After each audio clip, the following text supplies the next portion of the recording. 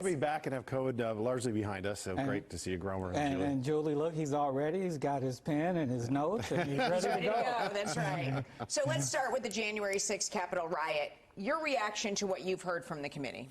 Well, you know, we have to also realize, Julie, that there were riots, the BLM and Antifa riots in the summer of last year, or actually 2 years ago now, and nobody's talking about those anymore. And there's about 700 cases that are being adjudicated in the courts from the January 6 rioters. And I think it was a riot, not an insurrection, incidentally. I was right there on the front lines with a stick in my hand because we didn't know what was on the other side of the door when we were in the House chamber. Let's talk, though, and I know you're talking about other riots that you've pointed out or you've referred to as other riots. This one, though, there are questions as to whether there was government involvement.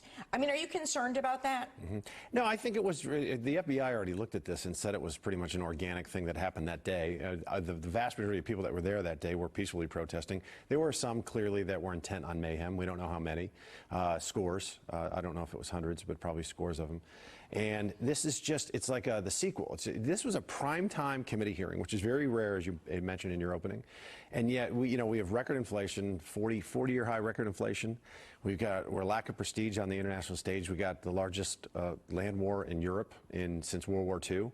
And we had a border that's, wide open. The worst day, or the worst month ever, was April, 234,000 illegal border crossings. Nancy Pelosi puts this on, January 6th, on primetime television. There's just more important things to do right now, to be honest. But do you actually think events of 2020 equates to rioters storming the Capitol, breaching the Capitol, putting lawmakers at risk, basically an assault on our democracy? Is that the same? Are those things the same? I think that, honestly, when you compare the two, there were riots for months in the summer of 2020, right? And this was 4 hours, roughly, 4 or 5 hours. There was $2 billion worth of damage done in the summer of 2020. This, according to Nancy Pelosi, has been $1 million. Our office has asked her for an itemized list, and we haven't gotten it yet.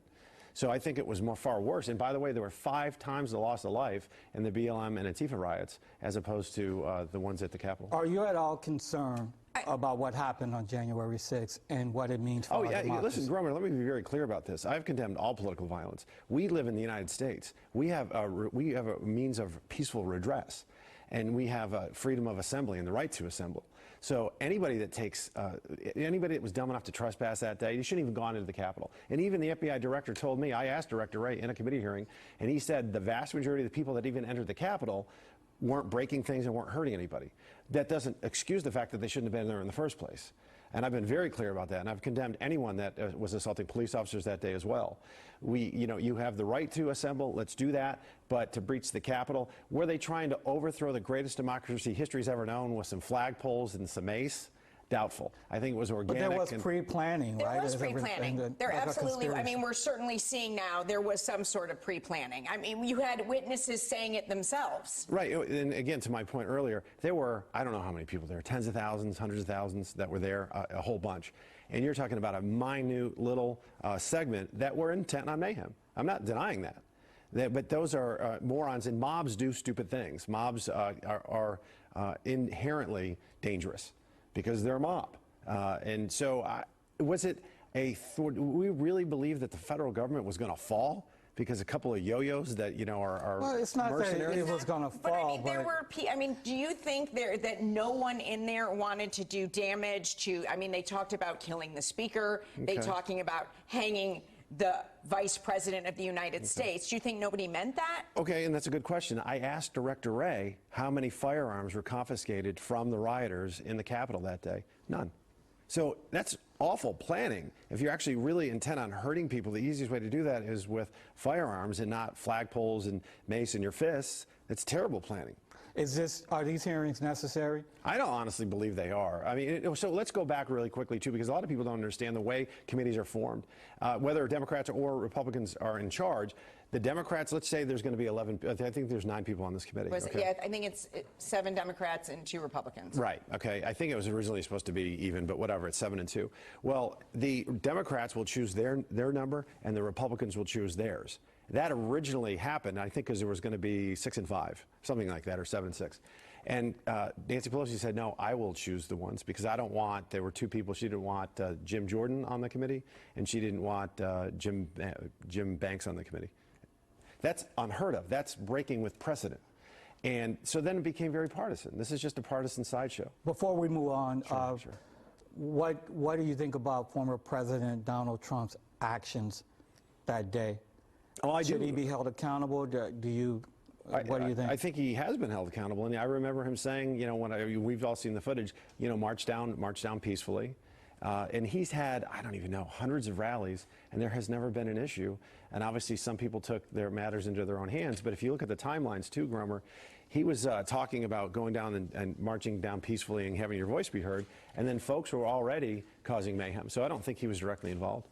All right, we have to turn here. Let's talk to gun violence. You sit on the Congressional Committee on Oversight and Reform. Last week, you heard from the parents of Lexi Rubio. She was a student killed at Robb Elementary School in Uvalde, and a fourth grader who provided, it was really gut-wrenching testimony. And you and I talked about this earlier this week, about really pretending to be dead in her own classroom. I mean, your reaction to hearing all of this? I mean, it's vomitous. It's the one thing that we all want to do is protect our children. It's so horrific, it's beyond words. I think we're all angry and we're all heartbroken. There's no doubt about that.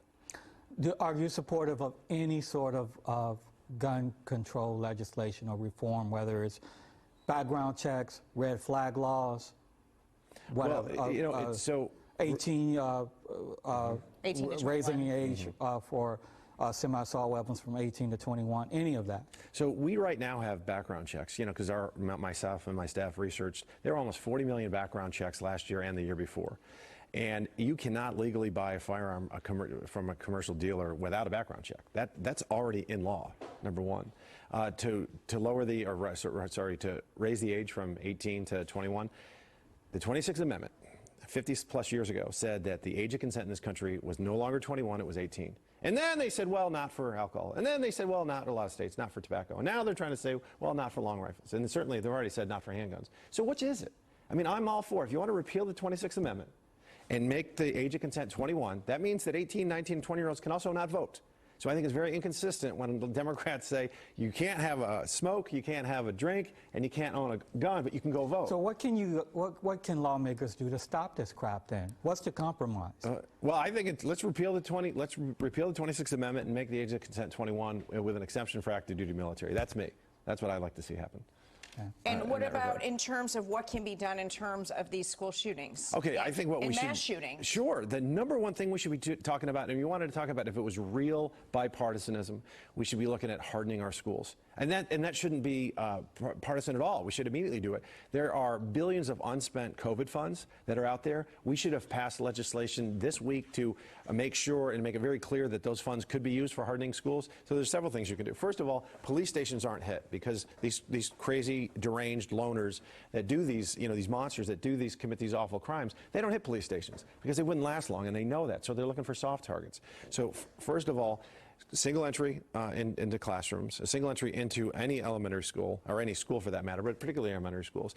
Tiered security is the best security. You buzz them into the office, then they get buzzed in to the school once they're identified and they know that they're safe. Classroom doors, simple things like this. Hotel room doors automatically shut and lock.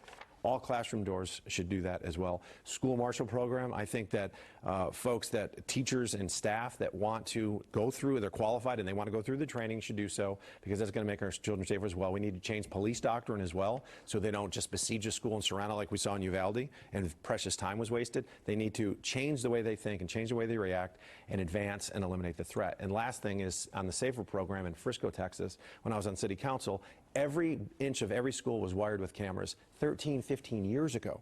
It's much cheaper to do that now, and that will help law enforcement identify a threat, track the threat, and eliminate the threat. Quick one-word answer. What do you prefer, the Texas legislature or Congress?